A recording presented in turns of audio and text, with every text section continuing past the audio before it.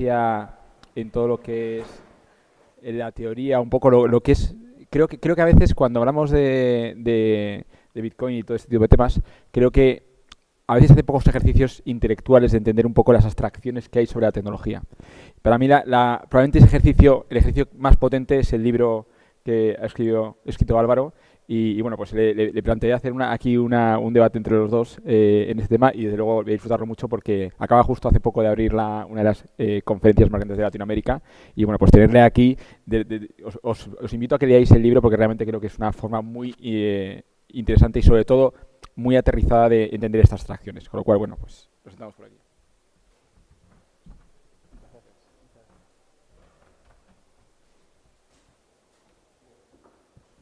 ¿Se oye bien? Bueno, pues en este punto, de hecho, partiendo del hecho de que los dos somos super mega pro bitcoins y demás, quería plantearle realmente en un ámbito donde creo que podemos ir un poquito más allá. Porque entiendo que en general lo que es toda la conversación en torno a cripto, fuera de entornos, todavía siguen conversaciones que todavía tienes que explicar cosas que probablemente tendrías que explicar en 2018. No, pero me gustaría llevar la conversación en un foro en el que estamos, donde realmente están quizá las conversaciones en el entorno más cripto, o sea, donde siempre ha habido un debate de Bitcoin, altcoins. O sea, me gustaría un poco entrar en esos debates de segunda generación que yo entiendo, que son un poco más sofisticados contigo, para entender un poco cuáles son los retos a los que se enfrenta Bitcoin, un poco aquí ya entre gente que ya estamos, y cuáles son las alternativas, cuál es el debate entre quizá dos tipos de sectores, posiciones, y hablarlo contigo un poco. Yo siempre me he definido, aunque soy muy pro Bitcoin, en este entorno y en este debate de nueva generación, o sea, un poquito más avanzado, yo creo, pues sí que estoy un poco más en el lado quizá de la otra parte que genera mucho valor. Hay gente que en Bitcoin quizá ignora un poco toda esa otra parte de cripto, aunque yo creo que va convergiendo. Entonces quería un poco que pusiéramos las bases un poco de esta discusión, de este debate, si te parece bien. Me parece perfecto, se escucha bien. Bueno, primero, muchas gracias por la invitación. Y después del Casino de Madrid, o a la par un poco, yo creo que es el sitio más bonito en el que he hablado, así que un placer, porque no he hablado en pocos sitios. Y para comenzar un poco esa exposición, yo creo que lo más importante a la hora de analizarla, o porque a mí me suele gustar diferenciar Bitcoin del resto, es entender que Bitcoin es un activo real. Claro, esto es muy problemático porque no tenemos activos reales digitales. Entonces nos cuesta mucho a la hora de reflexionar sobre ello, pensar que puede haber un activo digital que sea un activo real. Es decir, que no sea el pasivo de nadie, que no haya nadie que lo esté emitiendo. Y claro, entender eso es muy complicado. ¿Por qué? Porque todos los activos digitales, para poder ser escasos, hemos tenido un tercero que de alguna manera los ha restringido, ¿no? Por ejemplo, la música de Spotify es un conjunto de datos, es decir, en principio es replicable sin ningún tipo de coste, ¿no? Nosotros grabamos un audio de WhatsApp y se lo podemos enviar a todos nuestros contactos sin ningún tipo de problema, ¿no? La cuestión es, este Spotify lo que hace es restringir ese acceso de tal manera que lo hace economizable, ¿no? Es decir, que de alguna manera lo que impide es el doble gasto, que es un problema tradicional dentro del ámbito digital, y no solo del ámbito digital, ¿no? Pues la falsificación de moneda y todo este tipo de cuestiones también nos afecta ahí. Ahora, la cuestión es, ¿seríamos capaces de tener un activo que resuelva el problema del doble gasto sin meter un tercero que de alguna manera haga ese control, meta ese tipo de censura, meta ese tipo de la posibilidad de someterse a la regulación estatal? Pues es un poco lo que hace Bitcoin, ¿no? Lo que pasa es que Bitcoin, que resuelve estos dos problemas, que son dos problemas históricos, el problema del doble gasto y el problema del tercero de confianza, lo resuelve no mediante el código, sino mediante un sistema de incentivos, ¿no? Y eso es lo más interesante de todo, porque las propiedades de Bitcoin son propiedades emergentes del sistema de incentivos de Bitcoin. Y por eso Bitcoin no es replicable. Es decir, todo el resto de criptomonedas, aunque Bitcoin es de software libre y por eso podríamos replicar Bitcoin cualquiera de nosotros, aparentemente, esa criptomoneda no tendría las propiedades de Bitcoin, porque no son propiedades del código, son propiedades de su sistema de incentivos. Pero aquí diría que quizá hay otras criptomonedas que también puedan tener el mismo sistema de incentivos y que puedan encontrar comunidades que lleguen a generar ese mismo consenso social. Digo teóricamente, otra cosa es que sea muy complicado alcanzarlo. Pero... Teóricamente lo es, ¿no? Pero vamos a uno de los elementos centrales, y que creo que puede ser parte de nuestra conversación, que es, claro, Bitcoin no solo hace esto, sino que va un poquito más allá, ¿no? Es decir, Bitcoin lo que hace es una redefinición del derecho de propiedad. Y esto ya es algo muy serio, porque claro, toda nuestra propiedad siempre ha estado sometida a algún tipo de control político, de la fuerza, de la violencia o de otro tipo de órdenes, ¿no? Pero Bitcoin hace depender la propiedad de un activo real, el control efectivo, la posesión y la transmisión de ese activo real de un conjunto de palabras, ¿no? Que son esta semilla, que son estas 12 palabras.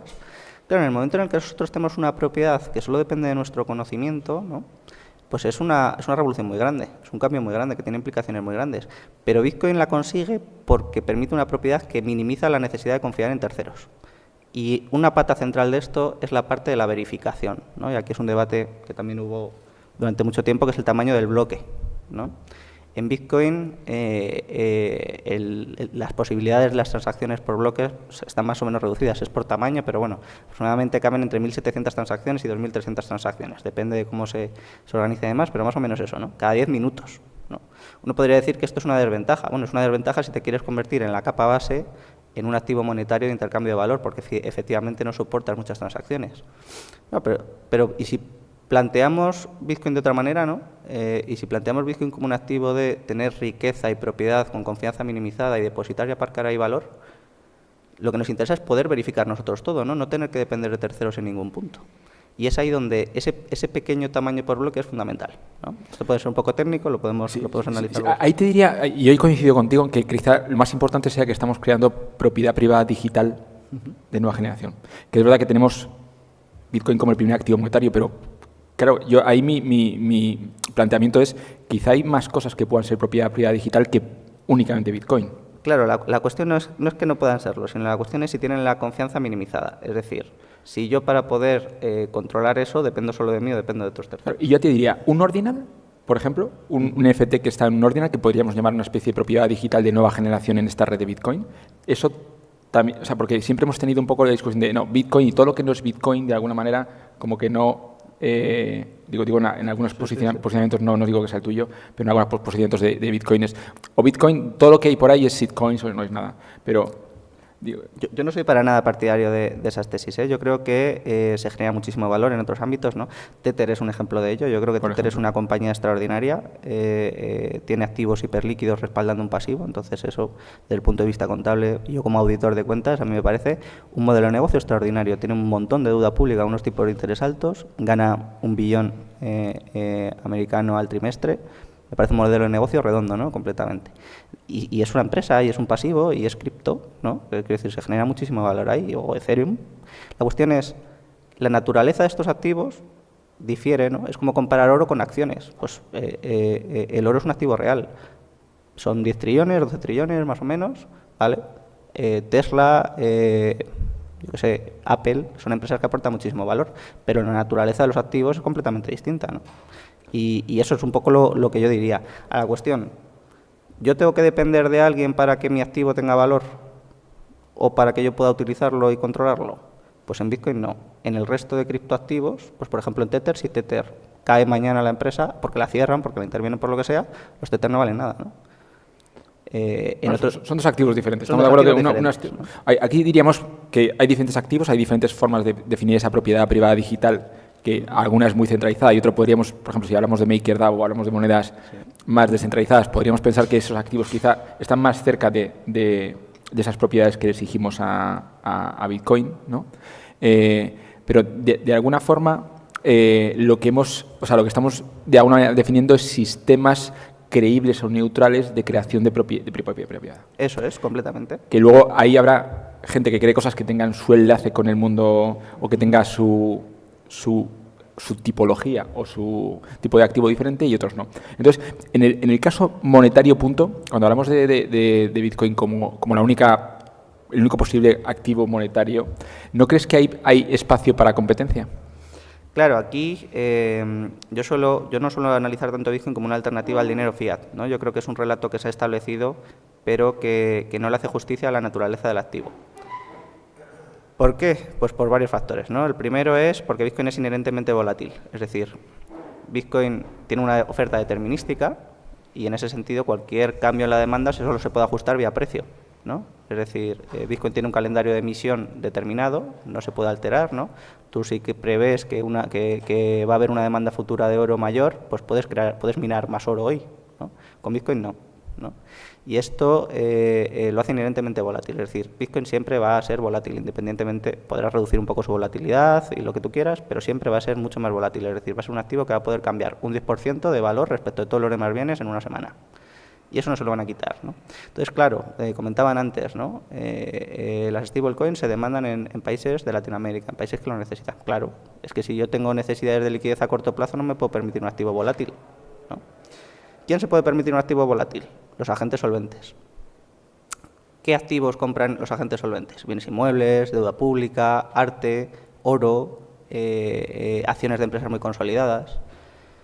Bueno, y si Bitcoin lo que hace es precisamente competir en ese ámbito, ¿no? Es decir, dentro de nuestra precomprensión de lo que es el dinero, estamos muy influidos por lo que era el oro, ¿no? El oro cumplía una serie de funciones.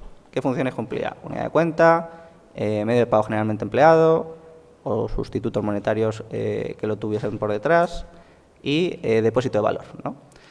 Claro, pues yo creo que lo que estamos viviendo es una especialización en esas funciones del dinero, porque el dinero fiat ya no cumple una función de depósito de valor. ¿Quién atesora riqueza en dinero que se diluye de forma sistemática? Nadie, o muy poca gente, o muy poca cantidad, ¿no? Pero es un extraordinario medio, precisamente, para ser una unidad de cuenta y un medio de pago. ¿Por qué? Pues primero, para el medio de pago, porque te obligan a pagar impuestos en él, así que vas a tener que tener ese medio, ¿no? Y como unidad de cuenta, como se puede ajustar la oferta a la demanda con un botón, pues también me sirve muy bien. ¿Por qué? Porque puedo estabilizarla mucho. Viene la pandemia, se incrementa la demanda de dinero a lo bestia, ¿qué hago? Pues creo dinero a lo bestia. Ahora, para los tenedores de esa moneda, la función de depósito de valor queda completamente anulada.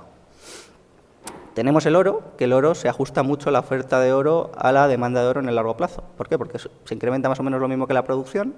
Entonces, se dice que una onza de oro hoy compra lo mismo que hace 2000 años. Hace 2000 años compraba una túnica y unas sandalias, hoy te compras un traje y unos zapatos con una onza de oro, ¿no? Joder, pues mantiene muy bien el poder adquisitivo. Y en ese sentido podríamos hablar de una especialización en la reserva de valor. Ahora, ¿qué papel juega Bitcoin, no? Pues a mí no me gusta decir que Bitcoin es una reserva de valor porque la reserva de valor tiene una connotación de estabilidad. Sin embargo, en la función del depósito de valor, allí donde nosotros aparcamos riqueza, porque no sabemos qué valor va a tener un bien inmueble en Madrid dentro de 20 años o dentro de 30 años. No sabemos qué valor va a tener un Picasso, no sabemos qué valor va a tener las acciones de Tesla, las acciones de Apple o las acciones de Telefónica o de lo que sea, ¿no? Claro, es ahí donde Bitcoin aparece como una alternativa. A mí me parece que es ahí donde reduce los costes frente a todos los demás, ¿no? Y yo creo que en una cosa es el completo rey, ¿no? Que es en acabar con el riesgo de dilución. Es decir, es el primer activo que acaba con el riesgo de dilución, que puedan diluir una parte de tu porcentaje respecto del total. Claro, si te fijas con esto, el oro se incrementa su oferta en 1,6 o un 2% al año. En 10 años es un 20% de tu parte respecto del total. En Bitcoin no solo no se diluye, sino que tu parte se incrementa. ¿Por qué? Por errores de custodia. La gente pierde el acceso a los Bitcoin y la oferta en realidad se hace deflacionaria. Entonces tu parte respecto del total se incrementa, ¿no? A igualdad simplemente de tenencia y de demanda, tu valor va a subir, ¿no? Y eso es lo que yo creo que hace, junto a otro tipo de problemas que resuelve, un activo extraordinario especializado en la función de depósito de valor a largo plazo, ¿no? Ahí te diría que, bueno, totalmente de acuerdo con todo lo que has dicho, y para entrar un poco en el debate ¿crees que hay, y creo que estas propiedades son las que tenemos que buscar en estos nuevos activos monetarios, crees, por ejemplo, que Ethereum, o sea, que otros activos pueden también tener, o yo por lo menos premium monetario, hemos de decir que hay algunos que tienen, inevitablemente, estamos viendo que eso pasa, incluso algunos como que consideramos muy poco o muy poco legítimos, como puede ser Dogecoin o alguno de estos, también de alguna manera tienden a ser o tienden a intentar buscar ese premium monetario, ¿no?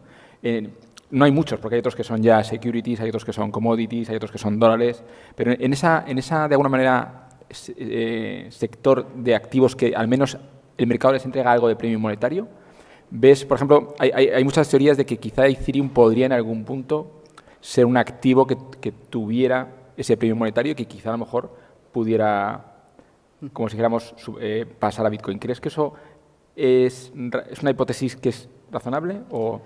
Sí, yo aquí diría, claro, si estamos hablando de que Bitcoin es un activo real, los activos reales no cambian, ¿no? La cuestión es qué clase de activo real es Bitcoin. Pues Bitcoin es un conjunto de unidades escasas, ¿no? Que se pueden poseer y transmitir con seguridad sin depender de terceros. Y todos los cambios que se implementan, porque es de código abierto, van unidos a garantizar ese consenso, ¿no? Claro, ¿es lo mismo Ethereum hoy que hace 5 años? No. Entonces, estamos hablando de una commodity, las commodities no cambian. Claro, Bitcoin es muy difícil entenderlo de esa perspectiva, pero lleva 10 años y no solo de negación de servicios siendo exactamente lo mismo. Entonces, la cuestión es, ¿qué garantía tengo yo de aparcar riqueza en un activo que yo no sé si dentro de 5 años va a ser otra cosa? Sí, pero fíjate que están convergiendo, porque Ethereum está convergiendo a no cambiar o a solidificarse. Es decir, está igual que también, por ejemplo, podríamos haber dicho que Bitcoin ha tenido una serie de cambios y que ha dicho el último, por ejemplo, el de Taproot, ha introducido una serie de capacidades que lo hacen algo diferente. Quizá digamos que es mucho más conservador el cambio en Bitcoin que Ethereum, pero digamos que al menos los dos tienen el objetivo, porque creo que eso es lo positivo, de generar certidumbre en cuanto a lo que es la plataforma. O sea, creo que eso sí que es una cosa que... Sí, yo creo que Ethereum efectivamente se ha dado cuenta poco a poco de que Bitcoin estaba mucho mejor hecho de lo que en un principio se pensaba, ¿no? Entonces ahora tiende a converger hacia Bitcoin. Claro, la cuestión es... Pero también Bitcoin está convergiendo con los ordinals a tener más actividad económica que respalde la seguridad. Exacto, pero en una segunda línea, ¿no? Aquí la cuestión es... Bitcoin, ahora mismo se están creando nuevas sidechains, ¿no? Que las sidechains son capas superiores, ¿no? Pero no sidechains, yo te diría ordinals, que es un caso más concreto de... Sí, porque otros dirían sidechains que... Claro, pero si entiendes Bitcoin no tanto como una alternativa, como un sistema monetario alternativo, sino como un sistema global de derechos de propiedad absolutos... Eso, para mí esa es la aproximación, probablemente, ¿no? Es ahí lo más interesante y un poco lo que yo más insisto, pues se pueden construir sobre él muchísimas cosas, ¿no? La propiedad, por ejemplo, de los ordinals, o se pueden crear capas secundarias que, aunque no tengan la total seguridad de la capa base, se apoya mucho en eso, ¿no? Yo creo que eso tiene mucho futuro, aunque hay muchos detractores en esta línea de Bitcoin porque piensan que tiene que ser súper especializado y que implica riesgo meter algo que es adicional. A mí me parece que eso refuerza la seguridad de la red, ¿no? No sé si lo... Yo totalmente, porque además comparten las fees con los mineros, ¿no? Entonces, claro, por ejemplo, aquí Rustock, ¿no? RSK y Liquid yo creo que son muy interesantes, ¿no? Porque plantean precisamente construir lo que se ha hecho en Ethereum, pero sobre Bitcoin, ¿no? Fíjate que convergen. O sea, por una parte estamos viendo que Ethereum quiere solidificarse, pero Bitcoin quiere atraer más actividad económica que respalde la seguridad. O sea, que en el fondo vemos una cierta convergencia. No vemos sé si una convergencia, pero con diferentes problemas en la capa base, claro, porque Bitcoin se ha convertido en un sistema global de derechos de propiedad absolutos que no depende de terceros, muy robusto, ¿no? Y Ethereum yo creo que ha empezado a construir en la capa base, ¿no? Y de alguna manera Bitcoin lo que ha hecho es lo contrario, es decir, vamos a crear esta red inicial muy segura que nos permita construir por encima, no en el propio protocolo. Y ha dado una serie de ventajas, por ejemplo, el modelo de los huchos, otro tipo de cuestiones, que dan una ventaja nativa a Bitcoin frente a Ethereum, ¿no? Y yo creo que ahora Ethereum está viendo problemas y riesgos, el propio Vitalik ya ha publicado varios artículos en esa dirección, ¿no? De que puede estar en riesgo también el modelo de seguridad de Ethereum.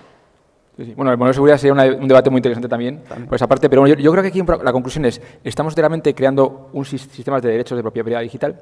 ¿Qué tiene que ver esto con los estados? Porque también esa conversación empieza a emerger, que entiendo que también estás en esa parte también desarrollando mucho, porque converge todo a, vamos a crear una especie de entorno de derechos privados, de actividad económica de alguna forma, porque de alguna forma podemos pensar que toda esa transaccionalidad son esa actividad económica implícita, y eso empieza a emerger la idea de Estado o protonación. No sé, hay un poco ¿qué opinas? Claro. Esto es muy interesante, ¿no? Yo estudié Derecho y Filosofía, o sea que mi área de especialización es otra en principio, ¿no?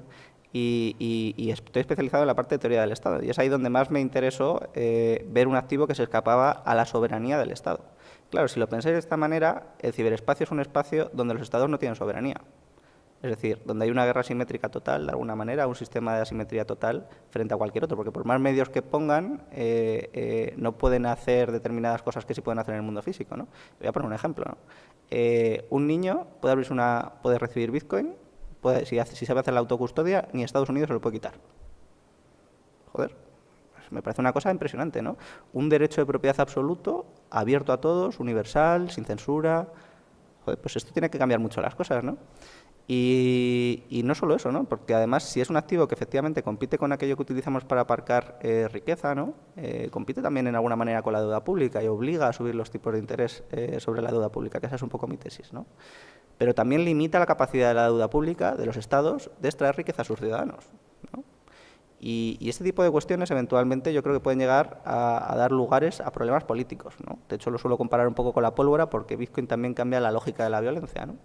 Bitcoin te permite tener una propiedad absoluta secreta, ¿no? Pues, joder, eso es una pasada, eso es un un activo que no habíamos tenido nunca, ¿no? Pensemos, por ejemplo, en el siglo XX cómo habría cambiado, ¿no? Sí, pero fíjate, eso, en el tema de la violencia, aquí para ser también un poco justos con todo eso, también implica una serie de riesgos personales, ¿no? Sí, Porque al final, de alguna manera, tienes que ver, o sea, te pueden de alguna manera exponer a ese riesgo, ¿no? De que la violencia vaya contra ti, contra... Sí, pero por eso es importante hacerlo de forma secreta, ¿no? Quiero decir, Bitcoin se puede comprar tanto identificado como sin identificar, ¿no? Si lo compras sin identificar, nadie sabe que tienes ese activo, ¿no? Si lo compras identificado, es un activo al portador, es un activo real al portador, es como si tú tuvieses oro, ¿no? Entonces, si esa información cae en manos de los malos, te puede poner un problema, ¿no? Entonces, yo creo que la diligencia y el saber hacer las cosas es muy importante, ¿no? Pero claro, pensad cómo habría sido, cómo podría haber cambiado el siglo XX, ¿no? Si los judíos, por ejemplo, hubiesen podido tener su riqueza secreta, portátil, dependiendo de una serie de palabras, ¿no? O voy a poner otro ejemplo, ¿no? Pensad en cómo cambia Bitcoin una institución como la herencia. Para heredar ahora necesitamos los sistemas de propiedad del Estado, los notarios, el no sé qué, el no sé cuántos. Bueno, yo puedo tener 2 millones de euros en Bitcoin, dejarle 12 palabras a mi hijo y que herede 2 millones de euros. Así, simple, ¿no? Yo creo que eso es muy interesante y analizarlo, pues cambia mucho también las instituciones, ¿no? Y es ahí donde yo creo que va a introducir cambios políticos también en los estados, ¿no? Porque nos devuelve mucho poder de negociación a los ciudadanos. Ahí te quería hacer una cuestión, además, con todo tu background de todo esto de filosofía, y no sé si la analogía es correcta o no, aquí dime tú. Yo decía, digo, ¿qué pasaría si estuviéramos ante una revolución francesa? ¿Cómo se pasaría una revolución francesa en estos momentos? ¿No? Y yo diría, ¿cómo le quita? Porque en el fondo la revolución francesa lo que viene es a quitar el oro, ¿no? De alguna forma, a quitar los recursos a esa élite, aparte de controlarlo, pero realmente, claro, quizá en una revolución francesa a día de hoy sería, oye, hacemos un fork Eso es. de Bitcoin y directamente os quedáis ahí con eso, ¿no? ¿Consideras una analogía que realmente, o sea, ¿crees que realmente a día de hoy estamos, no sé si Dogecoin es una especie de revolución francesa? Digo por un poco Sí. es decir, oye, ya está BlackRock con todo Bitcoin, no sé cuántos, oye, mira, os quedáis ahí con todo y nosotros nos vamos a ir con Bitcoin 2 o llámale... No sé si lo consideras así o si esa analogía tiene sentido para ti. Yo creo que en cierta medida sí, ¿no? Es decir, ¿qué creo yo que va a ir pasando? Que cada vez vamos a tener más activos digitales, ¿no? Cada vez vamos a tener más propiedad en activos digitales difíciles de confiscar, lo más secretos que podamos y demás. Y de alguna manera los grifos de los estados se van a ir cerrando, ¿no? Sobre todo aquellas jurisdicciones que persigan muchísimo más a todo este tipo de actividades, ¿no? Y claro, yo creo que los incentivos son muy altos a que se generen jurisdicciones que fomenten y que tengan incentivos a esta clase de activos a las personas que se asienten allí físicamente, ¿no? Entonces, de alguna manera veremos ese fork de los estados hacia jurisdicciones más personalizadas, hacia jurisdicciones especializadas en todo el valor que se está generando a nivel digital que se pueda mantener, ¿no?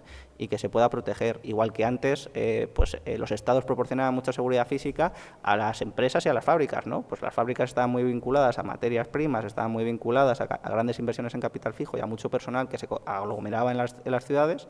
Pues yo creo que ahora tiene sentido que migremos a un sistema de jurisdicciones mucho más personalizadas, donde el valor que se puede generar a nivel global se pueda proteger, porque el tipo de seguridad que ya necesitas es distinto. Ya no necesitas una seguridad, a lo mejor, tanto física, que te proteja tu fábrica, o regulatoria, que te proteja tu acceso a materias primas, sino una seguridad de otra índole, ¿no? Jurídica, por ejemplo, o de otro tema. Y es ahí donde yo creo que Bitcoin, como un sistema global de derechos de propiedad absolutos, es donde nos devuelve mucho poder de negociación, ¿no? Y donde ahí podremos empezar a jugar. ¿Y cómo crees, o sea, también puede ser un riesgo también, por ejemplo, el tema de que se concentre mucho la posesión de Bitcoin en agentes que entren ahora? O sea, ¿crees que eso puede ser un riesgo del activo? O sea, que en algún momento entremos en un momento donde, pues... Es que en Bitcoin no tienes derechos en función de la cantidad de activo que tengas, ¿no? Los que mandan de alguna manera son los nodos. Y un nodo puede ser pues, muy económico, precisamente por esto que comentaba antes de la validación, ¿no? Es decir, la clave de Bitcoin es que cualquiera puede validar todo desde el inicio. ¿Por qué? Porque tiene muy poco que validar. Imaginaos un teléfono móvil que tenga que analizar 1.700 transacciones o 2.300 transacciones cada 10 minutos. Puede hacerlo, ¿no? Tú te puedes instalar un nodo en un ordenador muy económico, ¿no? De 200 o 300 euros. Y con eso puedes verificar por ti mismo y formar parte de la red sin depender de ningún tercero, sin tener que ceder datos a ningún tercero y siendo una persona que decide ahí completamente, ¿no? Entonces, es ahí donde yo veo que da igual lo que quieran hacer las grandes instituciones, porque si en algún momento o en algún punto quieren implementar determinados temas de censura o cambios regulatorios, pues ya lo hemos visto, ¿no? En China se prohíbe la minería, ¿qué pasa? Pues los mineros se van a Estados Unidos, ¿no? Ahora hemos visto como una empresa, estos días, como una empresa de minería trata de cumplir con OFAC, con 4 transacciones, y todos los mineros han dejado ese pool, ¿no? y han salido y han dicho yo no quiero contribuir a la censura dentro de una red global incensurable, ¿no? Entonces, volvemos a cómo ese sistema de incentivos de Bitcoin es el que garantiza su seguridad, ¿no? Y cómo garantiza ese modelo que a día de hoy lleva más de 10 años sin una sola denegación de servicio, ¿no? Pensemos que RedSys se ha caído 2 veces en un mes. Sí, sí. A ver, sí. Y Bitcoin no es una empresa, no tiene a nadie contratado detrás, es un sistema global que funciona sin una sola denegación de servicio en todo el mundo. Qué bien hecho está, ¿no? Porque no lo han podido atacar, a pesar de que los estados como China han intentado hacerlo, ¿no? ¿Qué noticias, o sea, qué noticias en Bitcoin o qué cosas podemos esperar que realmente sean grandes catalizadores? O sea, ¿qué crees que dices? Porque ya, bueno, el TF lo tenemos casi no descontado, porque creo que no se puede descontar eso. Ese flujo de capitales creo que no se va a poder, no creo que sea fácil descontarlo desde el punto de vista de mercado. Pero ¿qué cosas crees que nos pueden sorprender de este activo en los próximos años? Yo creo que está ocurriendo un cambio de narrativa, del que yo en parte también soy protagonista, que es el dejar de ver a Bitcoin como una alternativa monetaria, es decir, como una alternativa a los sistemas de monedas fiat, ¿no? Yo creo que esa ha sido la narrativa principal durante mucho tiempo, que lo revolucionario de Bitcoin era que era un medio de pago nuevo, tal, no sé cuántos. Y que eso es lo que está cambiando más hacia el depósito de valor. Precisamente los ETFs yo creo que van un poco a recoger la demanda que se ha generado en torno a esa nueva narrativa. Porque efectivamente si tú lo que necesitas es aparcar riqueza, pues el vehículo que necesitas son fondos de inversión, cuentas de ahorro, ETFs, ese tipo de vehículos, ¿no? Entonces, claro, a medida que esa narrativa vaya cambiando, ¿no? Porque, por resumir un poco también, pues me imagino que conoceréis el artículo de Ronald Coase de los costes de transacción, sobre esto es de la naturaleza de la empresa, que es donde detalla y define el tema de los costes de transacción. Es un artículo de 1937 por el que le dieron el premio Nobel. Y claro, Bitcoin, frente a los medios de pago de las monedas fiat, no reduce los costes de transacción, los incrementa mucho, ¿no? Pero sin embargo, frente a todos los vehículos de ahorro, frente a todas las maneras de depósito de valor, reduce enormemente los costes de transacción, ¿no? Pensemos, por ejemplo, en los bienes inmuebles. Pues el deterioro del bien inmueble, pues es un coste que hay que cubrir. La seguridad jurídica del bien inmueble, pues es otro coste adicional. Los impuestos de intercambios, la liquidez, es decir, la facilidad para encontrar un comprador o un vendedor de ese producto, la divisibilidad de ese activo, ¿no? Es decir, si yo quiero acceder a una parte de mis ahorros en un bien inmueble, yo tengo que liquidar el bien inmueble entero, salvo que aparezcan nuevas fórmulas, ¿no? Claro, pues Bitcoin es mejor en todos esos ámbitos que ese activo y además acaba con el riesgo de dilución, ¿no? Porque vivienda se puede crear nueva, ¿no? Salvo que la limiten regulatoriamente, pero en principio no hay ningún tipo de limitación. Entonces, claro, es ahí cuando yo creo que el mercado empezará a valorar adecuadamente Bitcoin y yo creo que estamos en unos precios completamente ridículos, ¿no? Y en ese sentido, ¿cuánto puede ocupar dentro de lo que es el wealth global un activo monetario? Porque yo creo que ahí hay un límite también. Sí. O sea, no puede ser que con un Bitcoin nos compremos, imagínate, todo el real estate del mundo, porque de alguna manera no tendría sentido. De alguna manera la gente al final acabaría... Yo creo que está un poco como el oro, ¿no? Es decir, que entre un 1 y un 5% más o menos del patrimonio de gente solvente, ¿no? Porque dentro de las propuestas de valor de Bitcoin yo creo que hay dos principales y una secundaria, ¿no? La primera de las principales es una propiedad tuya que no depende de terceros y que puedes tener una propiedad y un control absoluto sobre ello, pero es al portador, es decir, que nadie tiene millones al portador en su caja fuerte, ¿no? Nadie tiene un Picasso en su salón, ¿no? Quiero decir, tiene una serie de riesgos los activos al portador que yo creo que tiene ciertas limitaciones a esta propuesta de valor, aunque es muy interesante, yo creo que al final todos acabaremos entrando en ella, ¿no? Porque es de alguna manera un seguro. Claro, la segunda yo creo que es la más interesante de todas, que es la del depósito de valor, es decir, el poder aparcar riqueza. ¿Cómo transmitimos valor en el tiempo? Para eso se han montado todos los mercados financieros. Joder, ¿para qué compro yo acciones de Tesla? Pues para dentro de X años tener más valor. ¿Para qué compro deuda pública? Pues porque no sé cómo mantener valor hoy en 10 años o en 5 años. ¿Por qué compro bienes inmuebles? Porque no sé qué hacer con mis excedentes de producción, lo compro, ¿no? Pues ese es el problema al que va a entrar Bitcoin. Ahora, evidentemente, no se va a comer toda la cuota de mercado. ¿Por qué? Pues porque la volatilidad no se la puede permitir todo el mundo, porque las necesidades de liquidez de cada uno son distintas, porque la preferencia temporal de cada uno varía. Pues yo creo que tiene sentido que si es mejor que el oro en casi todas sus propiedades, pues que ocupe un lugar similar al del oro. Que serían 11 trillions. 11, 12. O sea, sería un poco... Suponiendo que a lo mejor incluso podría ser un activo que incluso tuviera un poquito más de demanda, quizá por la naturaleza, pero estamos hablando de 12 trillions, ¿no? 11 sí, yo creo que ese es el hueco de mercado un poco que puede cubrir, ¿no? Quitarle buena parte al oro, una parte a las acciones, otra parte a la deuda pública, otra parte... Y eso implicaría desplazar el oro, porque no podría haber un activo monetario de 22 millones. O sea, ese escenario, de alguna manera, es... Eso es lo que yo me temo, ¿no? Que cuando tú le quitas demanda a esa clase de activos... les pones en un aprieto también para que cumplan su función, ¿no? Pensemos, por ejemplo, pues también en la deuda pública, pensemos en otra clase de activos pues claro, si de repente un 5% de la demanda de la deuda pública cae, o un 5% de la demanda de oro cae, pues igual no cumple también su función o su papel, ¿no? Y eso hace todavía más atractiva Bitcoin. O sea, que podríamos decir que siempre hemos dicho, y esto es una reflexión un poquito también, que el Bitcoin va a estar muy correlacionado con el oro, pero podría ser un hedge contra el oro.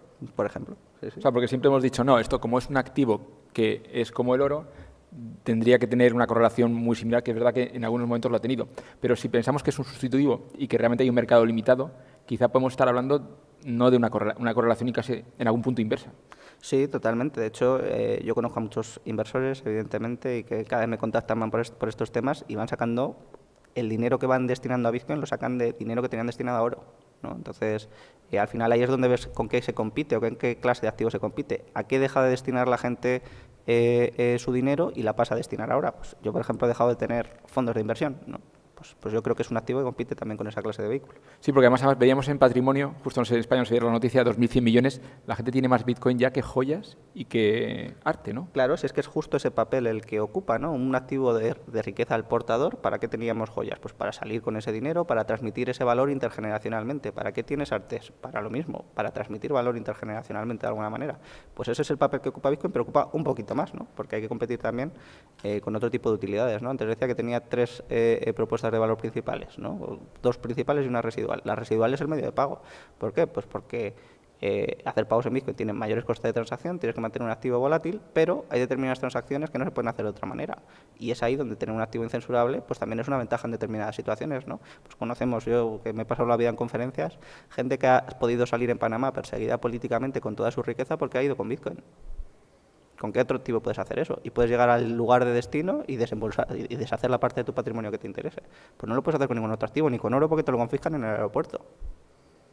No lo puedes hacer con joyas, no lo puedes hacer con arte, no lo puedes hacer con dinero en tu depósito bancario. Entonces, claro, es ahí donde yo creo que, y si es un fondo de inversión, te lo puede paralizar un juez.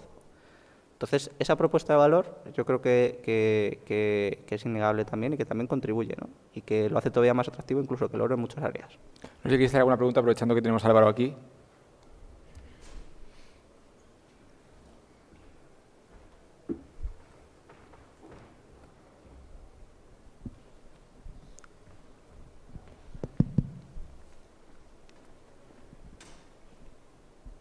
Bueno, antes que nada agradecerte por tu libro, fui uno de los aportantes y no puedo estar más orgulloso del resultado.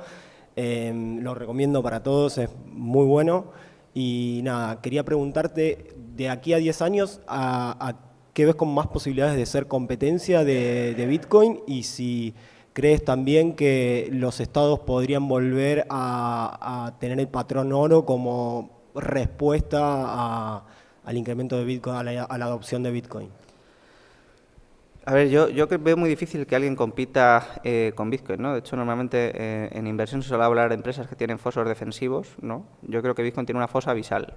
Es decir, es una escala de irreplicabilidad total porque cualquiera tiene ahora el foco puesto y hacer frente a los ataques iniciales es muy complicado, ¿no? Y yo creo que esa escala que ha alcanzado Bitcoin ya no la puede alcanzar ningún otro activo, ¿no?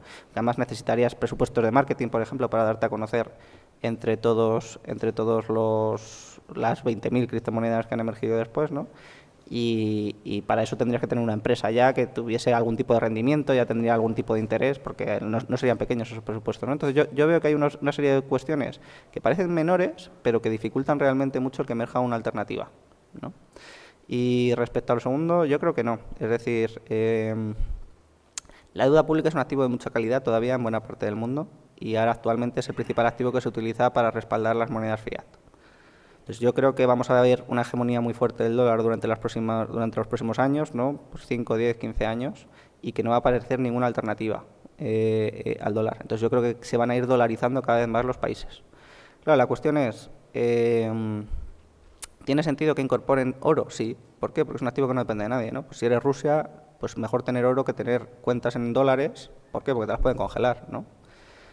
Incluso Bitcoin, ¿no? Porque antes hablaba de Tether. Bueno, Tether, la verdad es que ha tenido un modelo de negocio, pues eso, extraordinario, ¿no? Que yo emito un pasivo, exactamente igual que los bancos centrales y los bancos comerciales, ¿y con qué lo respaldo? Con activos de mucha liquidez, muy rentables además, ¿no? Que es deuda pública estadounidense a corto plazo, oro y Bitcoin, ¿no? Y estoy sobrecolateralizado. Joder, pues es una manera muy buena de mantener el PEG, de mantener la paridad, ¿no? Muy bien, pues yo creo que con esto vamos a acabar ya que estamos justo de tiempo. Muchísimas gracias, Álvaro. De verdad que no os prohíba, ese libro es muy recomendado y sobre todo seguir todas las charlas que ha dado, creo que es realmente interesante. Espero que te haya parecido interesante las cuestiones y desde luego, vamos, una suerte poder tenerte aquí, desde aquí en el evento. Un auténtico honor y he traído unos libritos, por si alguno lo quiere comprar, pues lo puede comprar y se lo lleva dedicado. Muy bien.